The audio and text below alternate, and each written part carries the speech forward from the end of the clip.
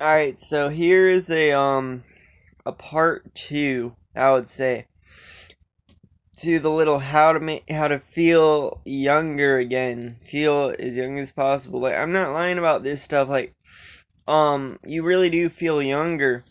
Like like I was like on a 22-day streak or like on a high day streak, like day 16 or something. I was up there in the days, I'm not really sure, but I was on a really high day streak. I don't remember what day it was. I've gotten, my high streak was 22 days. But you already should know, like, but yeah, like, so I was just, yeah, like, I feel like a fucking kid. Like, I felt like a little rubber band again instead of like a old frozen rubber band that had like been punched and like it was just in a bunch of pieces or whatever. Now I felt like a stretchy little rubber band again, but yeah, like, so pretty much in the first part I was talking about how I had a home invasion, and yeah, the dude he was like over my nana and he like pushed her. He would like I was like she stood up, um, and then I don't know why she stood up, but yeah, like I stood up and then I ran to the end of the stairs and then I was about to run up the stairs, and then like before I ran up the stairs, I was like looking to see what was happening. They had their one dude had a golf club, one dude had a wrench, and they just both had them over their shoulders like they were ready to swing. And they all had on fully black. And then my nana standed up as the robbers were slowly creeping towards them. And then, so one dude went up to my grandma, like, well, one dude was creeping towards her, and my grandma was looking at me, and she was like, so, and I thought she was saying go upstairs, so I went upstairs. And as I went upstairs, I was looking to see what was happening. And one of the dudes was walking up to my nana and pushed her onto the couch because she stood up. And then yeah, apparently he had a knife, and then yeah, and then I just ran upstairs under my bed, and I didn't know if I was gonna get dissected into a million pieces, like, cause I thought they were gonna like pull me out from under the bed, like I thought they were gonna like tie up my like how that shit kind of could play on your mind, that fucking scenario. So then, damn, my brownie nigga. Fuck it, I'm gonna still eat that shit. So yeah, yeah, I was like kind of chilling, and then after I after I got robbed, then I had to do a little police talk.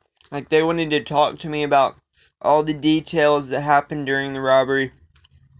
They wanted to interrogate me kind of from it.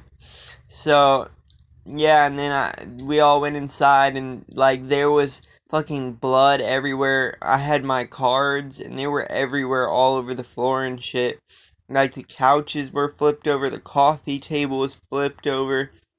Like I damn, that shit was intense. That was like one of the most terrifying things that's ever happening. Or it was the shroom trip, but you'll hear about that later on in the story. But so now after that, so then I think in the next part, like I start talking about my teachers, but yeah, like this is all mixed up because I think I like deleted a part or something somehow, or maybe I didn't. I don't know, but yeah, and then it's like after I had the home invasion, I'll tell you all about like my friends that I had in elementary school, because this is the elementary school part. So I don't know. I really felt like I never really had any friends. Like yeah, I had people like the preppy kids would always like laugh at me and stuff or whatever. And I showed people magic tricks. Everyone, I was always known as the magic kid. People would find me and they'd say, do a magic trick. And I'd pull like a deck of cards out of my pocket, or I'd pull like a little gimmick. Like, if you know magic, you know what I mean. Like, those little like fake magic things that they make. Yeah, so yeah, but then I found this kid named Nathan. He was really cool.